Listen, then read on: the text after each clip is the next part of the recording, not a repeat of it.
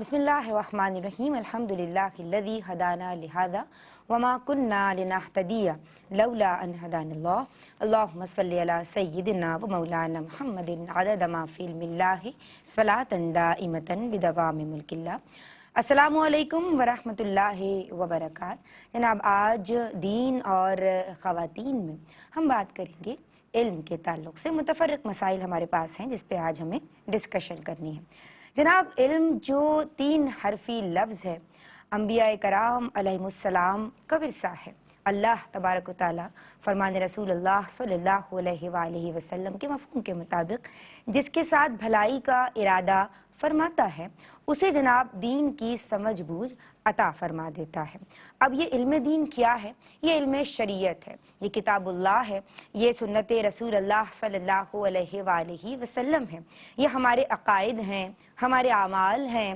جناب آپ جو حقوق و فرائض کے حوالے سے جانتے اور سمجھتے ہیں یہ بھی شریعت مطہرہ ہمیں سمجھاتی اور سکھاتی ہے۔ آج جناب بلکہ ہمیشہ ہماری کوشش یہی ہوتی ہے کہ شریعت مطہرہ کو سمجھا جائے، ایک مخصوص موضوع کا انتخاب کیا جائے اور علم دین پہ عمل پیرا ہو کر اپنی عاقبت کو سنوارا جائے۔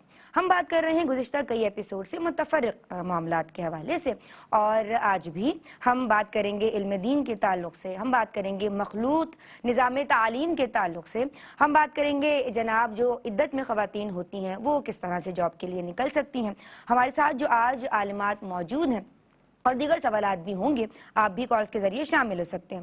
جناب پرمغز گفتگو عالمہ صوبیہ شاکر میری پہلی مہمان اسکالر سلام عرض کرتے ہیں۔ السلام علیکم۔ وعلیکم السلام ورحمۃ اللہ۔ آپ خیریت سے ہیں؟ الحمدللہ۔ جناب میری دوسری مہمان اسکالر پرتاثیر لب و لہجہ رکھتی ہیں، عالمہ ہاجرہ مزمل کو بھی سلام عرض کرتے ہیں۔ السلام علیکم۔ وعلیکم السلام۔ آپ خیریت سے؟ الحمدللہ۔ ماشاءاللہ باکمال اور بے مثال اسکالر ایمان افروز گفتگو مفتی احسن نوید نیازی صاحب کو بھی سلام عرض کرتے ہیں۔ السلام علیکم حضرت۔ وعلیکم السلام ورحمۃ اللہ وبرکاتہ۔ خوش آمدید کہتے ہیں حضرت، مزاج گرامی۔ اللہ کی رحمت۔ ماشاءاللہ۔ جناب آج ہم بات کریں گے سب سے پہلے مخلوط نظام تعلیم کے تعلق سے۔ ہمارے ساتھ رہیے، درود پڑھتے رہیے، حاضر ہوتے ہیں۔ اللہم صلی علی سیدنا یا اللہ یا رحیم یا کریم۔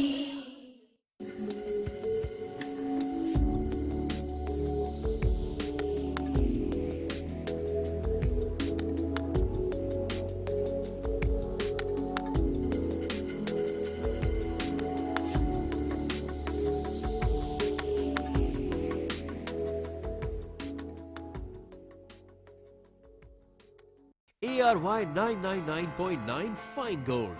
To get it from the comfort of your home, scan the QR code on your screen.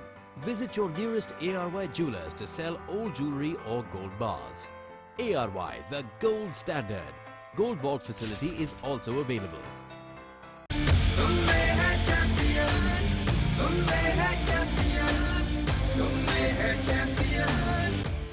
From House of ARY. QTVtutor.com آپ کی مذہبی تعلیمات اور قرآن سیکھنے اور سمجھنے کا بہترین ذریعہ ہے۔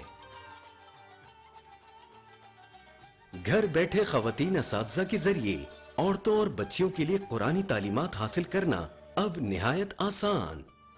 اب بآسانی اپنے تعین کردہ وقت کے مطابق اپنے قابل اساتذہ سے انفرادی تعلیم حاصل کریں۔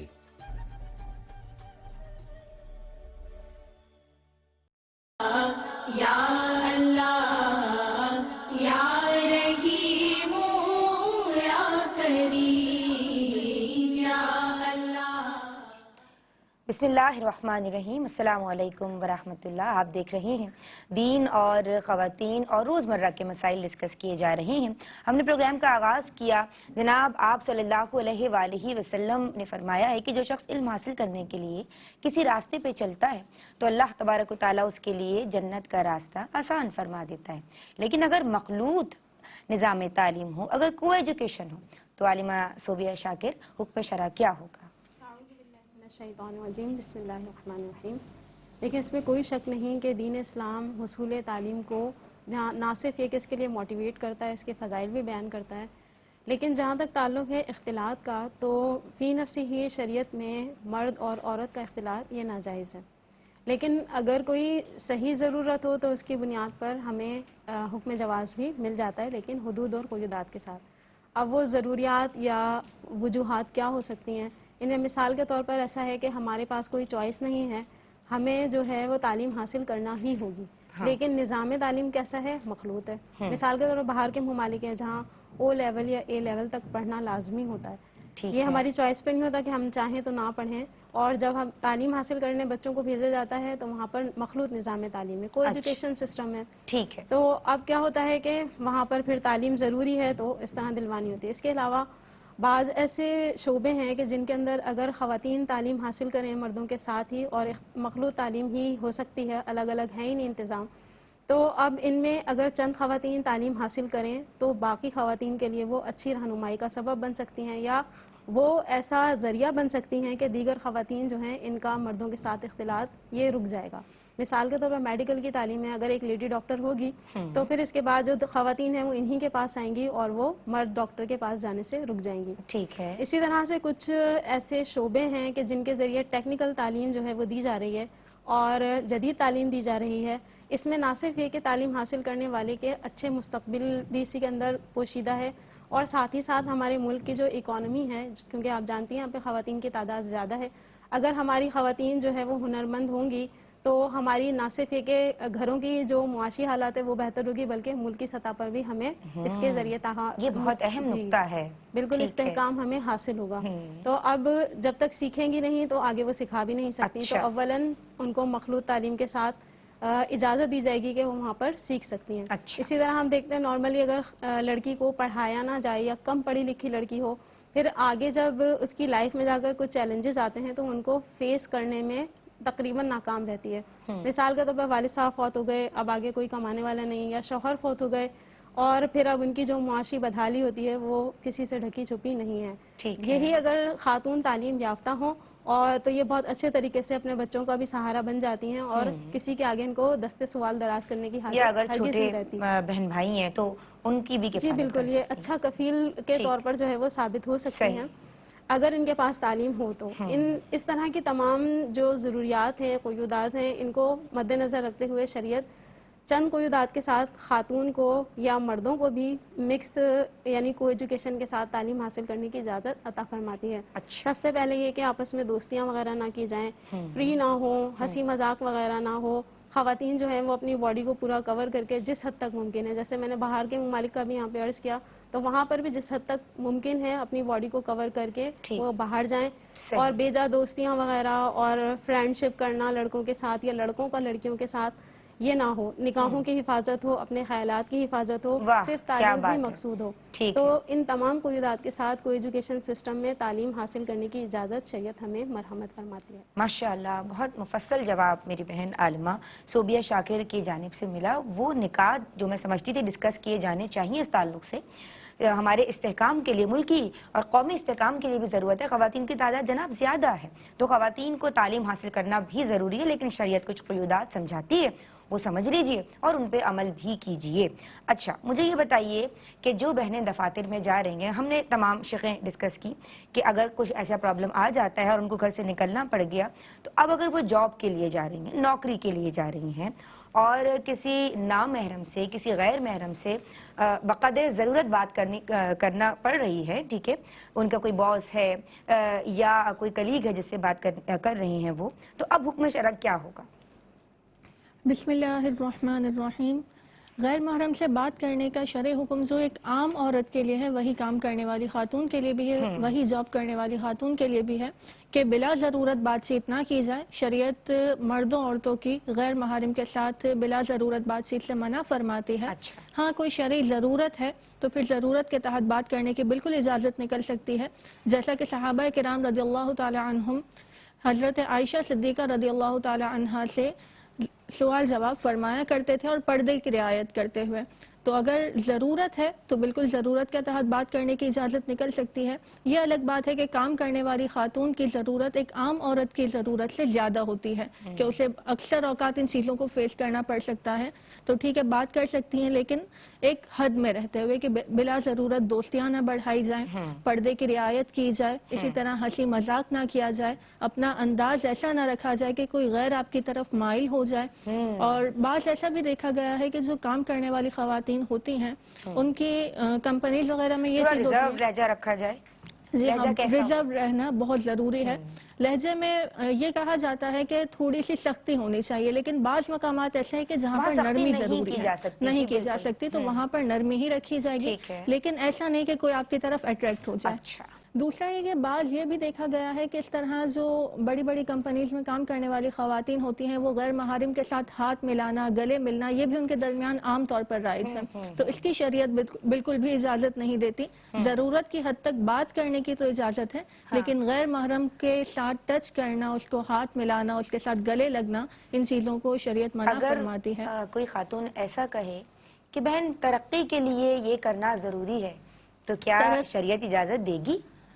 ترقی انہی چیزوں سے ہو سکتی ہے جس سے شریعت نے جس کی شریعت نے ہمیں اجازت مرحمت فرمائی ہے. جس سے شریعت نے منع فرمایا ہے وہ بظاہر اگر سے ترقی ہو, لیکن حقیقی ترقی انسان کو حاصل نہیں ہو سکتی.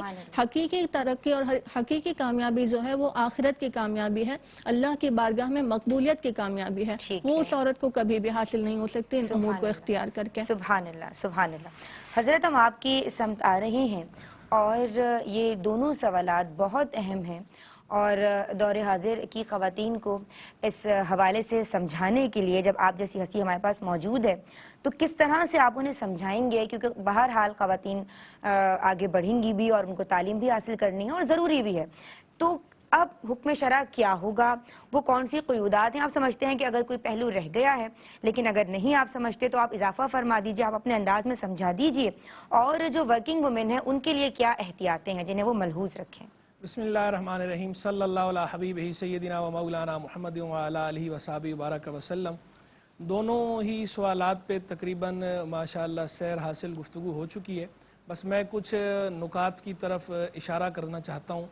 ایک تو یہ کہ یہ بات ملحوظ رہے کہ شریعت مطہرہ کا ایک قاعدہ تو یہ ہے کہ الضرورات تبیح المحظورات, کہ جو ضروریات ہیں, ضرورتیں ہیں, یہ ممنوع اشیاء کو مباح کر دیتی ہیں, دائرہ منع سے نکال کر دائرہ جواز میں لے آتی ہیں. ایک دوسرا قاعدہ شریعت مطہرہ کا یہ ہے کہ الضرورات تقدر بقدرہا, کہ جو ضرورتیں جو ممنوع کو مباح کرتی ہیں, دائرہ جواز کے اندر لاتی ہیں, ان ضرورتوں کو ان کے مطابق ہی رکھا جائے گا. جتنی ضرورت ہوگی اتنا ہی حکم جواز ہوگا, اس سے زائد کے لیے حکم جواز نہیں ہوگا. تو مخلوط نظام تعلیم ہو یا غیر محرم اجنبیوں کے ساتھ ورکنگ وومن کی گفت و شنید کا معاملہ ہو, دونوں ہی چیزوں میں جو مباح کا یا جواز کا پہلو ہے وہ ضرورت کے ساتھ مقید ہے. جتنی ضرورت ہے اس کے مطابق ہی ہوگا, ضرورت سے زائد جائز نہیں ہوگا, اپنی اصل پہ رہے گا. ایک بات. دوسری بات, یہ ایک غلط فہمی پائی جاتی ہے, اس کی وضاحت بھی کر دیتا ہوں. عورت کی آواز کے حوالے سے ہماری بعض کتابوں میں یہ لکھا ہوا ہے صوت المرأتی عورہ, کہ عورت کی آواز عورت ہے, پردہ ہے. یہ بعض کتابوں میں لکھا اور بعض علماء کی رائے بھی ہے, لیکن بعض لوگ اس کو اپنے اطلاق پہ رکھ لیتے ہیں اور سمجھتے ہیں کہ شاید عورت کی آواز مطلقاً پردہ ہے. کسی بھی حالت میں, کسی بھی صورت میں عورت کی آواز جو ہے اگر کسی نے سن لی تو اس کو وہ ناجائز قرار دے دیتے ہیں. تو یہ درست بات نہیں. جو مفتہ بہی قول ہے, جس پہ فتویٰ شریعت مطہرہ کی طرف سے دیا جاتا ہے, مفتہ بہی قول عند الفقہاء یہ ہے کہ نغمۃ المرأتی عورہ, کہ جو عورت کا نغمہ ہے, یعنی خوش الہانی سے عورت کوئی چیز گنگنائے, وہ عورت ہے, اس کا پردہ ہے. جو نارمل گفتگو ہے, بات چیت ہے, یہ عورت کی آواز عورت نہیں ہے، اس کا پردہ نہیں ہے، اگرچہ اس میں بھی بچنا بہتر ہی ہے، لیکن اس آواز کا پردہ نہیں ہے. اس آواز سے اگر عورت بات کرتی ہے، جیسے بھی بات ہوئی ورکنگ وومن کی، وہ گفتگو شنید کرتی ہیں اس طرح کی، جبکہ اس کے اندر دیگر شرعی حدود و قیود کو پامال نہ کیا جا رہا ہو، تو اس میں حرج نہیں ہے، یہ درست ہے. لیکن جو خوش الہانی ہے، جو ترنم ہے، جو گنگنانا ہے، چاہے وہ حمد و نعت ہی کا کیوں نہ ہو، وہ بہرحال عورت ہے. غیر محرم کے سامنے گنگنا نہیں سکتی عورت، اور نہ ہی غیر محرم کے لیے درست ہے کہ وہ عورت کی گنگناہٹ یا عورت کا ترنم سنے، چاہے وہ حمد و نعت ہی کیوں نہ ہو. بعض لوگ حمد و نعت، خواتین کی حمد و نعت کو بھی سن کر اس پہ بڑی داد دے رہے ہوتے ہیں، تو مردوں کے لیے اس طرح کرنا درست نہیں ہے. عورت حمد پڑھے، نعت پڑھے، عورتوں کو سنائے، خواتین سنیں، خواتین اس پہ داد دیں، سبحان اللہ کہیں، لیکن مرد کے لیے اس پہ داد دینا تو دور کی بات ہے، سننا ہی جائز نہیں تھا، چہ جائے کہ داد دینا. تو اس چیز کو ملحوظ رکھنا بھی بہت ضروری ہے. یعنی خواتین نہ پڑھیں اور مرد سنے بھی نہ، آپ یہ فرما رہے ہیں. جی، غیر محرم کے سامنے. غیر محرم کے سامنے، صحیح. میں آپ کی سمجھاؤں گی، ماشاءاللہ مکمل گفتگو حضرت کی جانب سے رہی. مجھے یہ بتائیے کہ اب اگر عدت میں ہے کوئی خاتون، اللہ تبارک و تعالیٰ میری سب بہنوں کے جو میرا پروگرام دیکھ رہی ہیں، ہماری بہنوں کا پروگرام دیکھ رہی ہیں، سہاگ کو سلامت رکھے. بہرحال آپ کے جو شوہر حضرات ہیں وہ آپ کے لیے بہت بڑی نعمت ہے، لیکن جب نعمت ہم سے چھن جاتی ہے اللہ کی مرضی اور اس کی منشا سے، تو پھر عدت کا حکم شریعت لگاتی ہے. اب اگر عدت کے دوران کوئی بہن بقدر ضرورت گھر سے نکلنا چاہ رہی ہے، یا بچوں کی کفالت کے لیے یا دیگر معاملات کے لیے جاب پہ جانا چاہ رہی ہے، تو شریعت کیا حکم لگاتی ہے؟ دیکھیں، اس میں عمومی جو حکم ہے وہ تو یہی ہے کہ عدت کے دوران عورت کے لیے گھر میں رہنا ضروری ہے. ٹھیک ہے. لیکن اگر بہت زیادہ کوئی شدید ضرورت ہو تو عورت جو ہے جتنی ضرورت ہے اتنے وقت کے لیے باہر جا سکتی ہے. صحیح. اب خاتون جو ہیں ان کے اگر دیکھ لیں، سب سے پہلے کچھ اسٹیپ وائز چیزیں لے لیں. اگر ان کو جاب سے عدت کے لیے چھٹیاں مل سکتی ہیں، بعض اداروں میں ہوتا ہے، اگر چھٹیاں مل سکتی ہیں تب تو کوئی پرابلم ہی نہیں ہے، چھٹیاں ان کو مل جائیں گی، وہ اس طرح عدت اپنی گزار لیں. ٹھیک. یا ان کے پاس اپنی کوئی جو ہے وہ سیونگز وغیرہ موجود ہیں، اور ایسی صورت میں یہ سیونگز کو اپنی خرچ کر سکتی ہیں اور جاب چھوڑ سکتی ہیں آسانی سے، دوبارہ ان کو جاب مل بھی جائے گی. تو پھر ان کے لیے یہی حکم ہوگا کہ یہ اپنی عدت کو ترجیح دیں اور جاب کو چھوڑ دیں، اور سیونگز موجود ہیں اس سے اپنا نان نفع وغیرہ خرچہ وغیرہ ایک پورا کالر کریں. ہولڈ پر ہے، میں شامل کر لوں. السلام علیکم. جی میری بہن کیا پوچھنا چاہتی ہیں؟ خوش آمدید کہتے ہیں آپ کو. السلام علیکم. وعلیکم السلام. نیدافی میرا پہلا سوال یہ ہے کہ حضور اکرم صلی اللہ علیہ وآلہ وسلم کے کتنے صاحبزادے ہیں؟ کتنے صاحبزادے؟ ٹھیک ہے جی. اور دوسرا سوال یہ ہے کہ پردے کے متعلق کہ ماموں اور چاچو وغیرہ سے بھی کرنا ہوتا ہے جو سگے بہن بھائی ہوتے ہیں ابو امی کے. اچھا. اور تیسرا سوال یہ ہے کہ کیا رشتے دار مرد کو ہاتھ ملایا جا سکتا ہے؟ اچھا، بہت شکریہ آپ نے ہمیں کال کی. جی اپنی بات مکمل کیجیے. جی، تو میں یہ عرض کر رہی تھی کہ اگر ان کے لیے جاب چھوڑنا پاسبل ہے یا بعد میں بھی مل جائے گی اور سیونگز ہیں تو پھر یہ عدت ہی کریں گی. ٹھیک ہے. لیکن ہم دیکھتے ہیں فی زمانہ جن کے پاس ڈگریز ہیں ان کو جاب لینا ذرا مشکل ہی ہو جاتا ہے، تو جس کی جاب ہے وہ اس کو چھوڑنے میں ظاہر پرابلم ہے. تو پھر ان کو اجازت دی جائے گی کہ یہ دن کے اوقات میں اپنی جاب وغیرہ کا کام کر سکتی ہیں، لیکن رات جو ہے وہ ان کو اپنے گھر پر ہی گزارنی ہوگی. دن کے اوقات میں نکل سکتی ہیں. اور کوئی اس کی بھی خاص قید ہے کہ مطلب مغرب سے پہلے آ جائیں؟ میں نے سنا ہے خواتین. جی، کیونکہ ہمارے یہاں شرعی طور پہ رات جو ہے وہ مغرب کے بعد ہی شروع ہو جاتی ہے نا، اس لیے یہ خواتین میں مشہور ہے. اچھا، ایک چیز اس میں اور ایڈ کر دوں کہ یہ ضروری نہیں ہے کہ جاب والی ہی خاتون کے لیے مسئلہ ہے. اس کے علاوہ اگر کوئی خاتون ایسی ہیں جو کہ جاب نہیں کرتی بلکہ ان کو اگر بہت زیادہ ضروری کوئی معاملہ ہے کہ باہر جانا پڑے گا، مثال کے طور پر کیس چل رہا ہے، بلکہ ہمارے جو علماء ہیں، اکابر علماء، انہوں نے یہاں تک لکھا کہ اگر زمینیں ہیں ان کی اور اس پر وہ جا کر دیکھ بھال نہیں کریں گی تو انہیں کہ بھائی کھیتی باڑی کرنے والے لوگ جو ہے وہ خیانت کے مرتکب ہوں گے، تو ان کو بھی اجازت دی گئی ہے کہ جا کر وہاں دیکھ بھال کر سکتی ہیں بقدر ضرورت گھر سے نکل سکتی ہیں. اور لیکن بس یہ ضابطہ یہ یاد رہے کہ بس رات ان کو اپنے گھر پر ہی گزارنی ہوگی، دن میں جا کر یہ کام کر سکتی ہے. ٹھیک ہے. حضرت نے فرمایا کہ ضرورت کے تحت ممنوع چیزیں بھی جائز ہو جاتی ہیں. بہت شکریہ جناب. اس وقت ایک بریک شامل کر رہے ہیں. اپنے لبوں کو درود پاک سے تر رکھیے. ابھی حاضر. بسم اللہ الرحمن الرحیم. السلام علیکم ورحمۃ اللہ. جناب آپ دیکھ رہے ہیں پروگرام دین اور خواتین اور روزمرہ کے مسائل کے تعلق سے ہم کلام کر رہے ہیں، اور ہمارے ساتھ آپ کی پسندیدہ عالمات موجود ہیں، عالمہ صوبیہ شاکر اور عالمہ ہاجرہ مزمل. آن بی پر براہ راست مفتی احسن نوید نیازی صاحب ہماری رہنمائی فرما رہے ہیں. میں آپ کی سمت آؤں گی عالمہ ہاجرہ مزمل، اور مجھے یہ بتائیے کہ جو سیلز گرلز ہوتی ہیں بچیاں اپنے گھروں سے نکلتی ہیں اور بعض بیٹیاں ایسی ہوتی ہیں کہ کوئی بھائی نہیں ہوتا، والد حیات نہیں ہیں، یا اگر حیات ہیں تو سخت بیمار ہیں، علیل ہیں، مجبوریاں اور ضروریات سب کے ساتھ ہیں. لیکن جناب ایک خاص جاب جو میں سمجھتی ہوں جس پہ بات کی جانی چاہیے، سیلز گرلز جو ہوتی ہیں ان کا ہر ادارہ، ہر بعض اوقات مارٹس میں یا دیگر مالز میں ایک خاص یونیفارم وہ رکھ دیتے ہیں، اور وہ مخصوص یونیفارم ایسا ہوتا ہے جو کافی چست ہوتا ہے.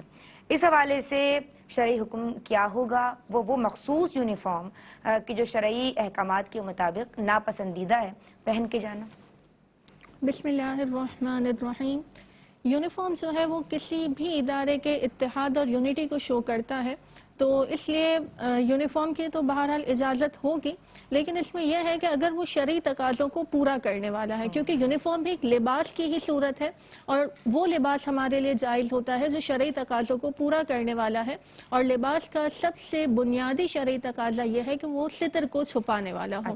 لہٰذا اگر ستر کو چھپا رہا ہے، اتنا چست نہیں ہے کہ جسم کی ساخت بالکل نمایاں ہو، اور غیروں سے مشابہت نہیں ہے کفار وغیرہ سے، تو پھر اس لباس کا پہننا بالکل جائز ہوگا.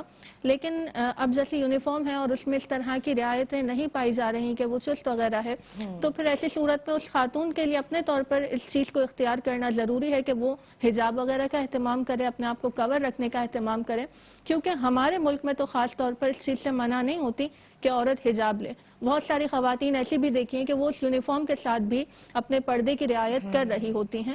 تو یہ بہت اچھا طریقہ ہے کہ وہ اس چیز کو اختیار کریں، اور جو نہیں کر رہی ان کے اپنے اوپر وبال ہوگا کہ اپنے بال بلا ضرورت کھول کر سامنے آنا، اپنے ستر کو نمایاں کرنا، اپنے اسی خاص یونیفارم کے ساتھ جس میں نے آپ کو بتایا کہ کچھ ریسٹورانٹس میں یا مالز وغیرہ میں وہی معاملات کا ہوتا ہے کہ جو شریعت کی نظر میں غیر پسندیدہ ہے، ناپسندیدہ ہے، اسی کے اوپر اگر حجاب یا نقاب کر لیا میری کسی بہن نے تو کیا وہ شرعی تقاضوں کو فلفل کرے گا؟ جی ہاں بالکل. اگر وہ ضرورتاً جاب کر رہی ہیں اور کوئی اور جاب ان کے پاس اویلیبل نہیں ہے، کوئی اور ذریعہ معاش نہیں ہے ان کے پاس، تو پھر ٹھیک ہے، ان کے لیے بالکل رعایت نکل سکتی ہے کہ وہ اس طرح کی جاب کریں. اور ساتھ ساتھ اگر وہ اس چیز کو ناپسند کر رہی ہیں، اور بلکہ بہتر یہی ہے کہ وہ کوئی اور جاب تلاش کرے جہاں پر یہ چیزیں نہ پائی جائیں.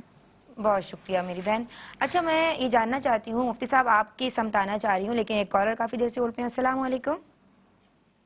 سلام جی میری بہن کیا پوچھنا؟ میں اختری باجی بات کر رہی ہوں یہاں سے، کراچی سے نا. خوش آمدید کہتے ہیں آپ کو اختری باجی. میں نے کراچی سے میں اپنی بیٹی کی نا بھی 4 مہینے پہلے شادی کی ہے. ماشاء اللہ، بہت مبارک ہو آپ کو. خیر مبارک. لیکن نا وہ 4 مہینے پہلے جب شادی نہیں کی تھی، رشتہ لگا تھا نا، بہت اچھا اپنے آپ کو ظاہر کر رہے تھے سسرال والے. ٹھیک ہے. بہت اچھا ظاہر کر رہے تھے کہ ہم بہت مہذب گھرانہ ہے، ہمارا نمازی پرہیزگار ہے. اب میری بیٹی جو گئی ہے نا، جب سے وہ ان کے شوہر نا اس پہ شک بھی کرتے ہیں، کہتے ہیں کہ تم تو اپنے جیب کو اشارے کرتی ہو، کبھی کہتے ہیں وہ دوسرے. سوال کیا ہے آپ کا؟ یہی میں پوچھنا چاہ رہی ہوں کہ اتنی تکلیف ہے نا میری بیٹی 4 مہینے سے، پہلے دن سے وہ کہہ رہی ہے مجھ پہ نا یہ لوگ الٹے سیدھے الزام تراشی کرنا. السلام علیکم جی، ایک اور کالر ہمارے ساتھ ہیں. وعلیکم السلام. جی میری بہن کیا پوچھنا چاہتی ہیں؟ خوش آمدید کہہ رہے ہیں آپ کو دین اور خواتین میں. جی مجھے یہ کوشچن کرنا ہے کہ خواتین کی نماز کا جو طریقہ ہے وہ کیا ہے، جو فرق ہے باقیوں سے، ذرا قرآن و حدیث کی روشنی میں مجھے بتا دیجیے. قرآن و حدیث کی روشنی میں. بہت شکریہ آپ نے ہمیں کال کی. اور مفتی صاحب میں آپ کی سمت آ رہی ہوں، اور میں یہ جاننا چاہتی ہوں کہ جو بہنوں نے بات کی اس میں آپ اضافہ کرنا چاہیں. اور دوسری بات یہ کہ وہ تمام فیلڈز کہ جس میں اسلامی احکامات کی خلاف ورزی ہو رہی ہے کسی طور، اگر میری کسی بہن کو ایسا کوئی شعبہ، ایسی کوئی فیلڈ کسی ضرورت کے تحت جوائن کرنی پڑ جائے تو حکم شرع کیا ہوگا؟ دیکھیں پہلے تو جو گفتگو ہوئی اس میں عدت کے حوالے سے ایک وضاحت کر دوں کہ عدت وفات کے اندر اگر عورت کے پاس جاب کے علاوہ اور کوئی صورت موجود نہ ہو، کوئی ذریعہ معاش نہ ہو جاب کے سوا، کہ اگر جاب چھوٹ جائے گی تو اس کے پاس کوئی سیونگ بھی نہیں ہے اور کوئی ایسا رشتہ دار بھی قریبی نہیں ہے، کوئی محرم بھی ایسا نہیں ہے جو اس کے سر پہ سائبان فراہم کرے، اس صورت میں عدت وفات میں تو عورت کو بہرحال اجازت ہے جاب کے لیے دن ہی دن میں گھر سے باہر نکلنے کی، اور رات میں بھی، رات کا جو ابتدائی حصہ ہے، کچھ حصہ شام کا، اس میں بھی نکلنے کی اجازت ہے، لیکن جو رات کا اکثر حصہ ہے وہ اسے اپنے گھر میں گزارنا ضروری ہے. ایک تو یہ وضاحت ہو گئی رات کے حوالے سے. دوسری بات کہ عدت طلاق کے اندر چونکہ شوہر کے ذمہ نفقہ لازم ہوتا ہے اس کا عورت کا، تو اس لیے عدت طلاق میں عام حالات میں عورت کو اس طرح جاب کے لیے جانے کی باہر اجازت نہیں۔ ہاں اگر عدت طلاق کے اندر شوہر اس کا نفقہ ادا کرنے سے انکار کر دے اور ہر قسم کی چارہ جوئی کرنے کے باوجود وہ اس کو مدد فراہم نہ کرے، نفقہ فراہم نہ کرے، تو اس صورت میں عدت طلاق میں بھی رخصت ملے گی اسے عورت کو کہ وہ باہر اپنی جاب کے لیے جا سکتی ہے، دن میں یا رات کا ابتدائی قلیل حصہ، باقی اکثر حصہ رات کا وہ گھر میں گزارنا ضروری ہے۔ اب آ جائیں جو ہے وہ ایسی فیلڈ اختیار کرنا کہ جو فیلڈ جس میں شرعی احکام کی خلاف ورزی ہوتی ہے۔ حضرت ایک کالر کافی دیر سے ہولڈ پہ ہیں، آپ کی اجازت ہو تو شامل کی جائے۔ السلام علیکم۔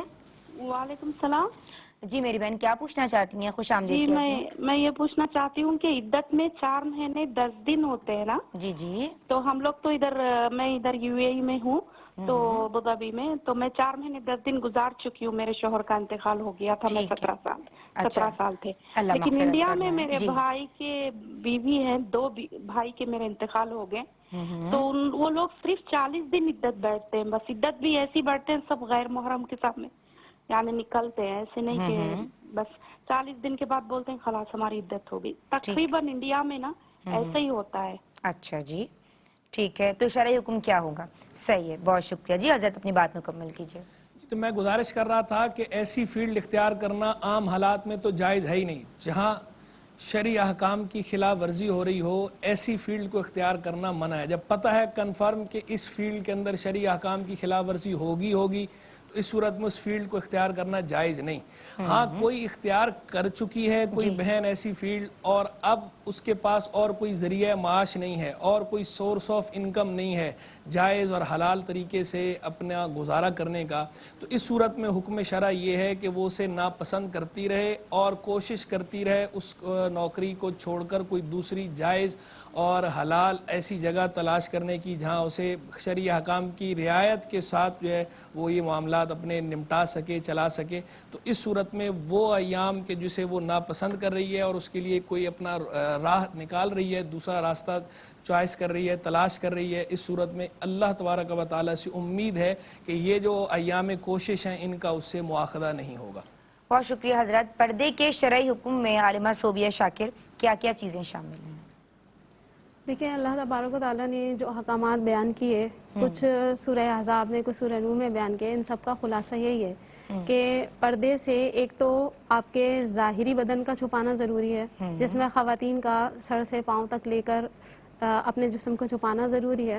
ہاں جہاں پر اسکارف لینے پہ مسئلہ ہے کہ اسکارف لینے پہ پرابلم ہوگی، ایسے ممالک ہیں کہ جان کا مسئلہ ہوتا ہے ان کے کہ کوئی حملہ کر دے گا، کوئی مسائل ہو جائیں گے، تو پھر وہاں ان کے لیے بہرحال ان کی ضرورت کے اعتبار سے رعایت نکلے گی، لیکن ظاہری بدن کو اپنے سارے چھپانا یہ ضروری ہوتا ہے۔ اس کے علاوہ اللہ تبارک و تعالیٰ نے مومنین اور مومنات دونوں کو یہ حکم دیا کہ وہ اپنی نگاہوں کو بھی جھکا کر رکھیں، تو یہ بھی پردے کے حکم میں شامل ہوگا۔ اسی طرح جیسے کہ ذکر کیا گیا کہ جب بات کریں بقدر، یعنی جب ضرورت پڑی ہے ہمیں اور کسی نامحرم کو بات کرنی ہے، نامحرم عورت سے یا نامحرم مرد کو جواب دینا ہے نامحرم عورت کو، تو آواز اور انداز ایسا نہیں ہونا چاہیے کہ جو دوسرے کو اپنی طرف مائل کرنے والا ہو، اس سے ہمیں پرہیز کرنا چاہیے۔ اچھا اور پورے جسم کو چھپانا سر سے لے کر پاؤں تک، نگاہوں کی حفاظت اور لہجے میں احتیاط کرنا، تھوڑی سی سختی بھی آ جائے تو اگر معاملات ایسے نہ ہو تو وہ بہتر ہے۔ جی مطلب یعنی انداز ایسا ہونا چاہیے جھڑک بھی نہ دیں اٹھا کر کے، وہ جہاں احترام کا معاملہ نہیں ہے، کیونکہ وہاں تو آپ کو خود ہی ایک ظاہری سی بات ہے کہ احتیاط کرنی ہے۔ مجھے یہ بتائیے کہ خواتین کی نماز کا طریقہ کیا ہوگا؟ قرآن و حدیث کی روشنی میں میری ایک بہن نے پوچھا، عالمہ ہاجرہ۔ بسم اللہ الرحمن الرحیم۔ خواتین کی نماز اوورآل اگر ہم دیکھیں تو تمام ارکان میں حیا کے پہلو کو بنیاد بنایا گیا ہے کہ ہر وہ طریقہ ہم اختیار کریں جس میں حیا ہو۔ اب جیسے ہاتھ باندھنے کا طریقہ ہے تو عورت کو کہا گیا کہ وہ ناف کے نیچے نہ باندھے بلکہ سینے پر باندھے۔ رکوع کرتے وقت جو ہے وہ عورت کو بہت زیادہ نہیں جھکنا بلکہ فقط اتنا جھکنا ہے کہ ہاتھ گھٹنوں تک پہنچ جائے۔ اسی طرح سجدہ کرتے وقت بہت زیادہ پھیل کر سجدہ نہیں کرنا، مرد کی طرح سمٹ کر سجدہ کرنا ہے۔ بیٹھنے میں مرد کی طرح نہیں بیٹھنا بلکہ سمٹ کر بیٹھنا ہے کہ اپنے دونوں پیر جو ہے وہ سیدھی جانب نکالے اور الٹی طرف بیٹھیں۔ تو ہر پوری جو نماز ہے اس میں حیا کو مد نظر رکھتے ہوئے ادا کرنا ہے۔ ٹھیک، طریقے میں فرق ہے، باقی پڑھنا سب ویسے ہی ہے جیسے مرد حضرات پڑھتے ہیں. حضرت سوال نمبر 1 تھا کہ حضور اکرم کے کتنے صاحبزادے ہیں؟ حضور جان عالم صلی اللہ تعالی علیہ وآلہ وسلم کے 3 شہزادے تھے، ایک حضرت سیدنا ابراہیم اور ایک حضرت سیدنا قاسم، اور تیسرے جو ہیں ان کے بارے میں اختلاف ہے. بعض حضرات کا کہنا یہ ہے کہ نام عبداللہ ہے اور طیب و طاہر ان کے لقب ہیں، اور بعض کہتے ہیں کہ طیب نام ہے، بعض کہتے ہیں طاہر نام ہے، عبداللہ لقب ہے. بہرحال لیکن یہ طے ہے کہ 3 آپ کے شہزادے تھے. حضرت پوچھا گیا کہ پردے کے متعلق احکامات کی ابھی بات بھی میری بہنوں نے کی، ماموں چاچو وغیرہ سے پردہ کر سکتے ہیں یا کرنا چاہیے؟ دیکھیں اس میں یہ ہمیشہ ملحوظ رہے کہ رشتہ دار 2 طرح کے ہوتے ہیں، ایک محرم اور ایک غیر محرم. وہ رشتہ دار جن سے نکاح ہمیشہ کے لیے حرام ہو ان رشتہ داروں سے پردہ نہیں ہے. تو جیسے جو ہے وہ ماموں جو ہے، ماموں سے تو ہمیشہ کے لیے حرام ہے، چچا سے بھی ہمیشہ کے لیے حرام ہے، تو ماموں چاچو سے پردہ نہیں ہے. تایا سے بھی پردہ نہیں ہے، ان سے ہمیشہ، یہ چونکہ یہ محرم رشتے ہیں تو ان سے جو ہے وہ پردہ نہیں ہے. تقوی ہونا چاہیے لیکن تقوی کا حیضہ بھی نہیں ہونا چاہیے. بعض لوگ اپنی لا علمی کی وجہ سے اس طرح کا انداز اختیار کرتے ہیں یا اس طرح پریٹینڈ کرتے ہیں کہ جس سے لوگ ہم بہت متقی ہیں تو اس سے لوگ ان پہ تو ہنستے ہیں. بعض اوقات ان کی اس غلط حرکت کی وجہ سے لوگ شرعی احکام کا مذاق اڑانے لگ جاتے ہیں. تو ایسا انداز اختیار نہ کیا جائے کہ جس سے لوگ شرعی احکام کا مذاق اڑانے کی طرف آئیں یا تمسخر یا استہزاء کریں. حضرت رشتہ داروں سے ہاتھ ملانا جو کہ اسپیشلی مرد ہیں، بچے بچیاں ساتھ بڑے ہوئے کزن سے ہاتھ ملا لیتے ہیں؟ نہیں، کزن سے ہاتھ نہیں ملا سکتے. کزن چونکہ جو محرم نہیں ہوتا اس سے نکاح ہو سکتا ہے. تو محرم رشتہ دار سے ہاتھ ملایا جا سکتا ہے، غیر محرم رشتہ دار سے ہاتھ ملانا جائز نہیں. تو کزن جو ہے وہ غیر محرم ہے. ٹھیک ہے. اختری باجی نے پوچھا کہ انہوں نے اپنی بیٹی کی 4 ماہ قبل شادی کی تھی، سسرال والے پہلے پریٹینڈ کر رہے تھے کہ وہ بہت اچھے ہیں، بعد میں جو ہے وہ پتہ چلا کہ پہلے دن سے بیٹی نے بتایا کہ شوہر بھی شک کر رہے ہیں اور اب ان پہ الزام تراشیاں بھی کی جا رہی ہیں. ہم ان کے لیے دعا کرتے ہیں کہ اللہ تعالیٰ ان کی بچی کا گھر بسائے رکھے، اور ان کی بچی کی اگر کوئی غلطی نہیں ہے اور وہ سسرال والے ویسے ہی شک کرتے ہیں تو اللہ تعالیٰ ان کے شک کو دور کر دے. اور ویسے جو ہے سورہ فاتحہ پڑھیں، سورہ فاتحہ کے علاوہ یا لطیف یا ودودو کا ورد کیا کریں. اللہ پاک خیر کرے. کوئی خاص دفعہ یا لطیف یا ودودو؟ یا لطیف یا ودودو 500 بار پڑھ لیا کریں روز، اول آخر درود شریف 500 بار. یا ساری بہنیں پڑھ سکتی ہیں حضرت؟ جی سب پڑھ سکتی ہیں جو بھی. ٹھیک ہے. شوہر کی وفات کی عدت میری بہن نے کہا کہ وہی 4 ماہ 10 دن گزاری، لیکن کہیں بعض علاقوں میں ایسا ہوتا ہے کہ 40 دن عدت گزارتی ہیں بہنیں اور اس میں زیادہ پردے کی احتیاط بھی نہیں ہوتی اور پھر خلاص چھوڑ دیا سب کچھ. شرعی حکم؟ دیکھیں عدت تو پوری ہی کرنی پڑے گی. 4 مہینے 10 دن پوری عدت ہے. اگر پہلی تاریخ کو انتقال ہوا تھا تو 4 مہینے 10 دن ہے، اور اگر جو ہے وہ پہلی تاریخ کے بعد انتقال ہوا تو پھر 130 دن پورے گنتی کے. تو یہ عدت پوری کرنا ضروری ہے. کوئی صرف 40 ایام عدت کرتی ہے کوئی بہن اور اس کے بعد آگے عدت نہیں کرتی تو بہرحال وہ حرام کی مرتکب ہے. اس پر توبہ کرنا لازم ہے اور عدت کے احکام کو ملحوظ رکھنا، اس کی رعایت کرنا ضروری ہے. حضرت وقت گزر گیا تو اب وہ بہنیں کیا کریں؟ وہ توبہ ہی کر سکتی ہیں؟ وہ توبہ کر سکتے ہیں، اس کا کوئی کفارہ وغیرہ نہیں ہے. سچے دل سے، صدق کے دل سے توبہ کریں. صدق کے دل سے توبہ کریں. میں اپنی دونوں بہنوں کی عالمات کی بہت شکر گزار ہوں. ماشاءاللہ سیر حاصل گفتگو آپ دونوں کی جانب سے رہی. مفتی احسن نوید نیازی صاحب، ہم آپ کے شکر گزار ہیں. ماشاءاللہ ایمان افروز گفتگو اور مکمل جوابات آپ کا خاصا ہیں اور آج بھی رہے. جناب آپ تمام کالرز کا بہت شکریہ. ہم سب کو اپنی دعاؤں میں یاد رکھیے. زندگی نے وفا کی تو کل بھی ہم روزمرہ کے مسائل ہی ڈسکس کرنے کی سعادت حاصل کریں گے. فی امان اللہ. السلام علیکم ورحمۃ اللہ.